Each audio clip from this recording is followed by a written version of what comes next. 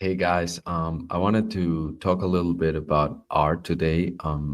It's actually a big part of my life, and it's also related, weirdly enough, with political philosophy. So I wanted to share my artistic vision because also tomorrow I'm gonna do, um, hopefully, I'm gonna do let's say a stream with BLA on, let's say, Interstellar and Arrival, and we're going to do a deep dive and analysis.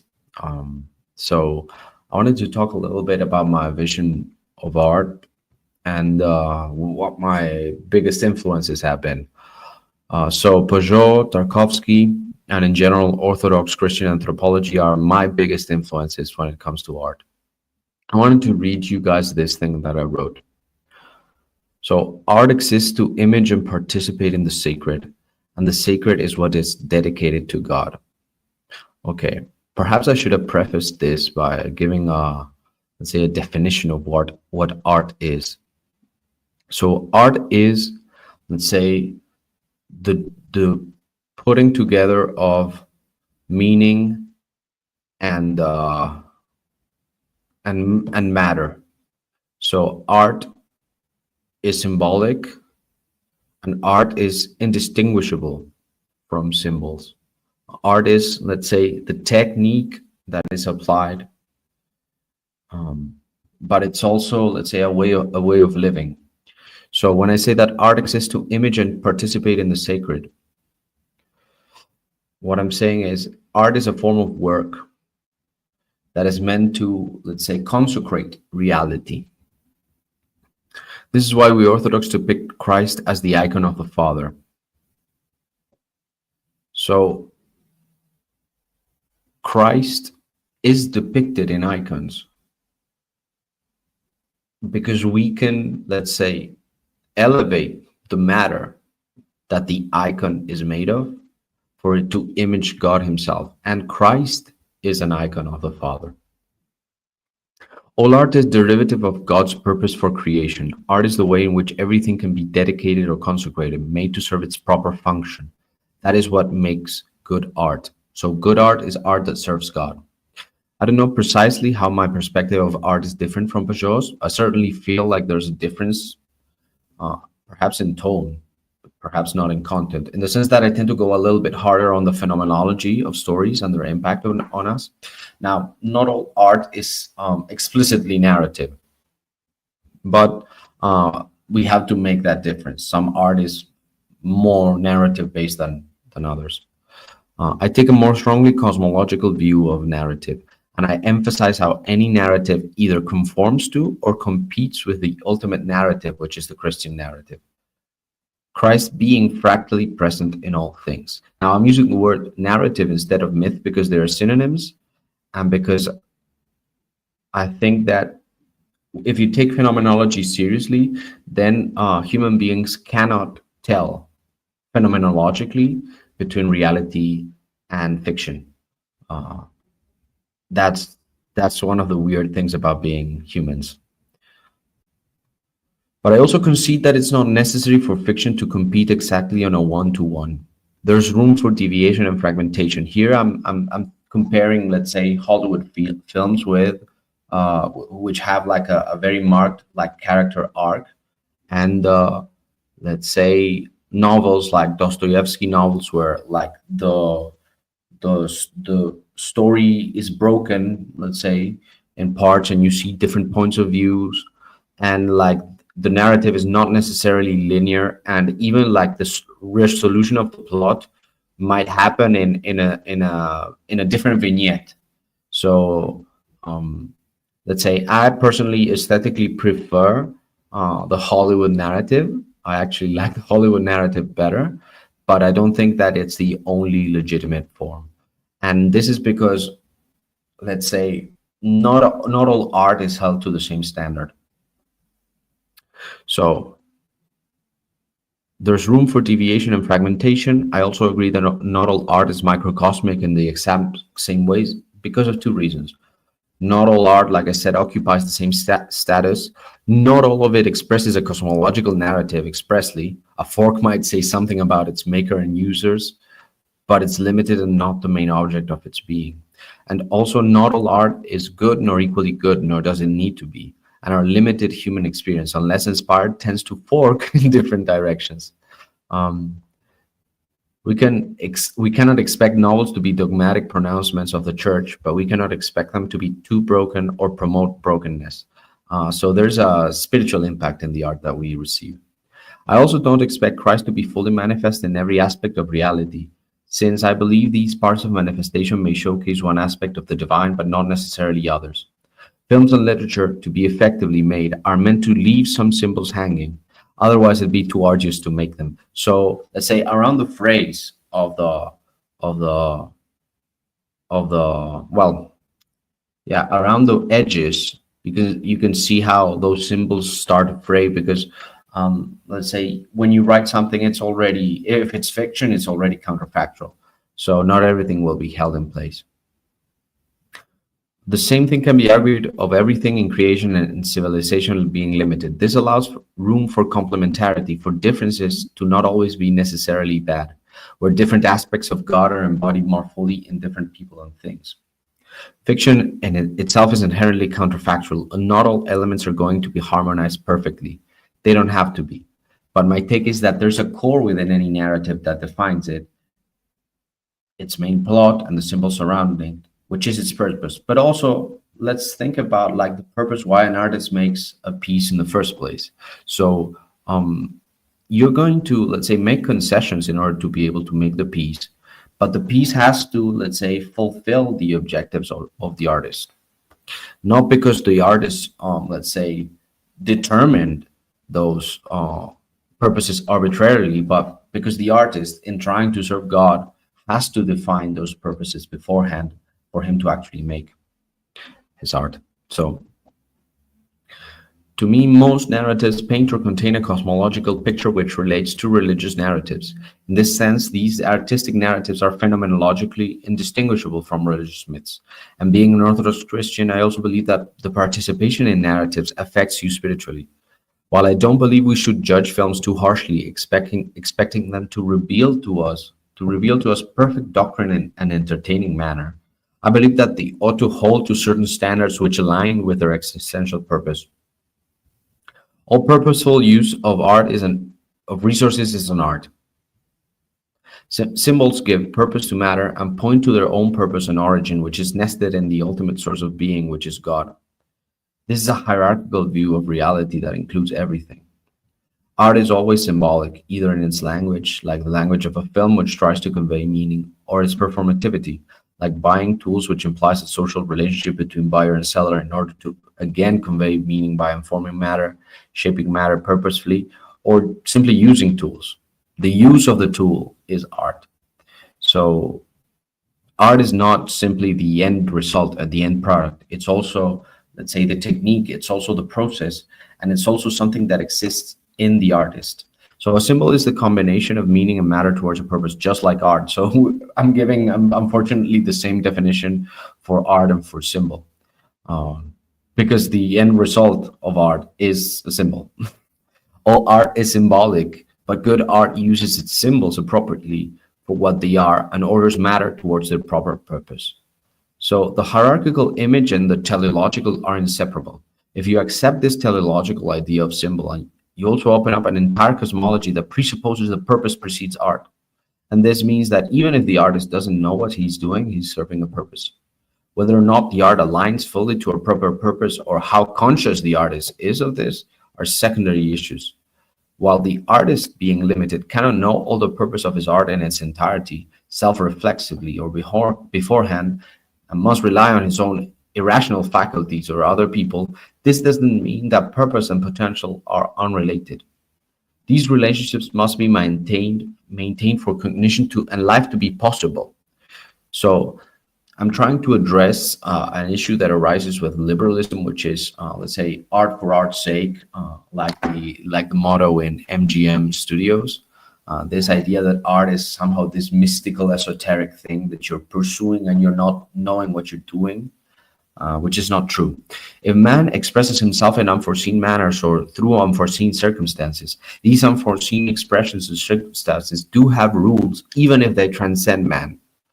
Part of these unforeseen or unknown circumstances reflect tradition, which means that what is revealed, what is received, also what is revealed in our case, right? As Orthodox Christians, and which by definition transcends exhaustive explanation and includes both the old and the new. And the unforeseen manners of expression have to do with our inability to be perfectly self-reflexive,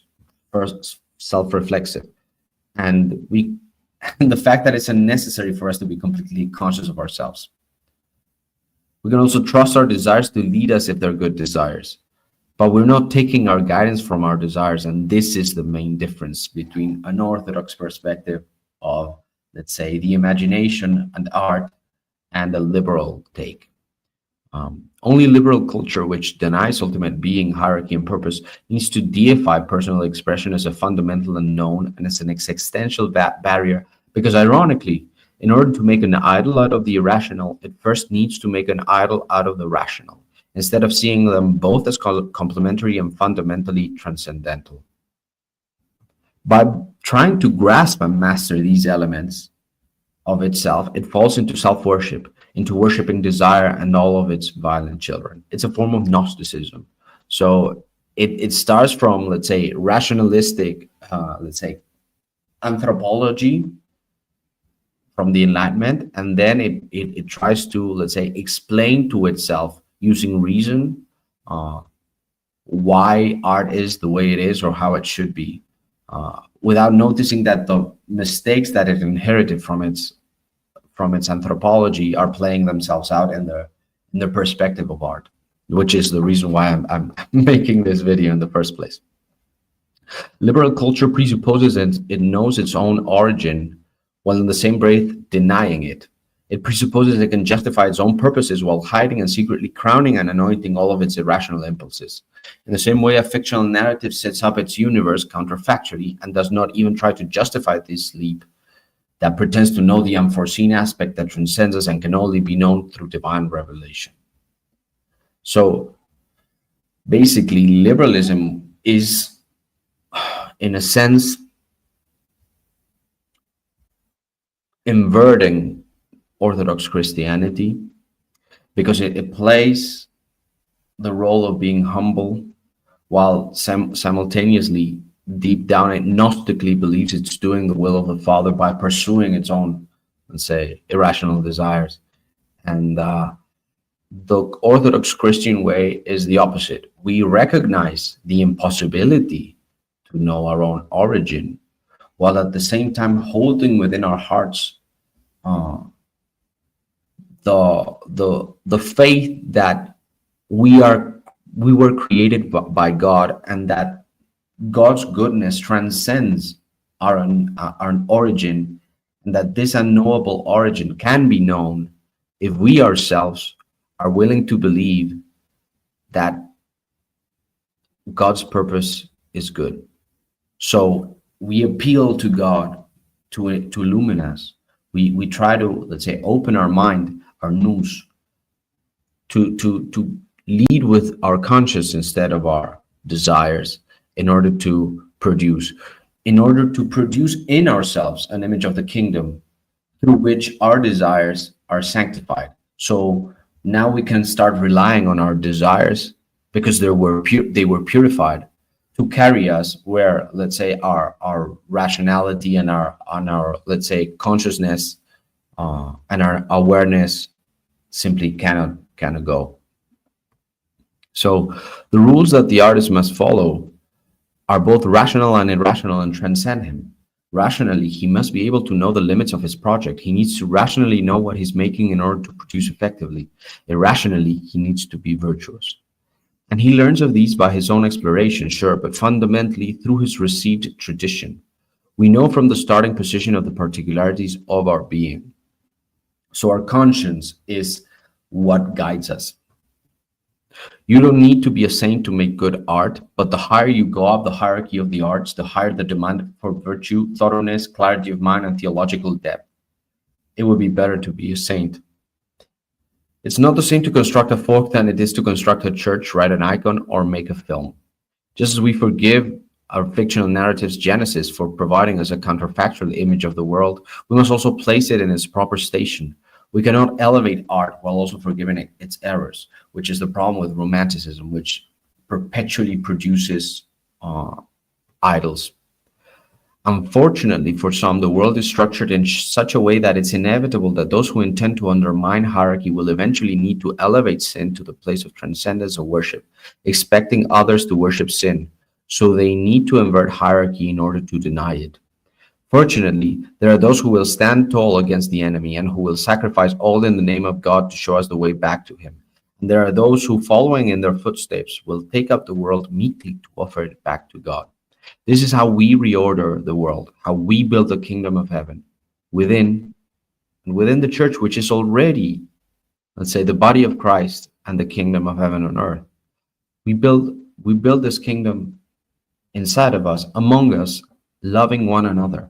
So here we have a different, let's say, image of what art is and what artists are supposed to be. You're supposed to be a good Christian before you're a good artist. For Tarkovsky, belief can be manifested in desire if we let go of certainty and embrace the brokenness of our experience of the world. Then we can be surprised by spontaneity and react with love. But we must have love in our hearts beforehand, otherwise the surprise of our desire will be death. And though in our fallenness we enjoy and beckon for death at first, it does not taste well in the end.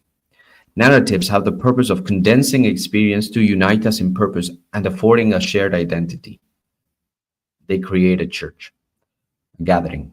Art is not a mystical exploration without purpose, where desire itself rules, but a mystical exploration where desire serves. So, in that sense, we have to make our desires serve us before we try to become artists. Liberal culture says that the imagination is where solutions are to be found. And orthodoxy teaches that the imagination is a battleground where our souls can be lost. Orthodoxy is right. However, this doesn't mean that images are bad or that we need to be without them. It means that we just don't need them. The thing is, we have them already.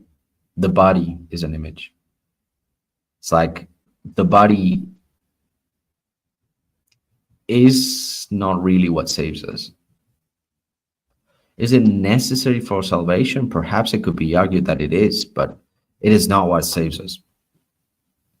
We don't need solutions if we have God, and we don't need images themselves for salvation because we have Christ. We need faith because we are the images. With the faith of a mustard seed, we can move mountains.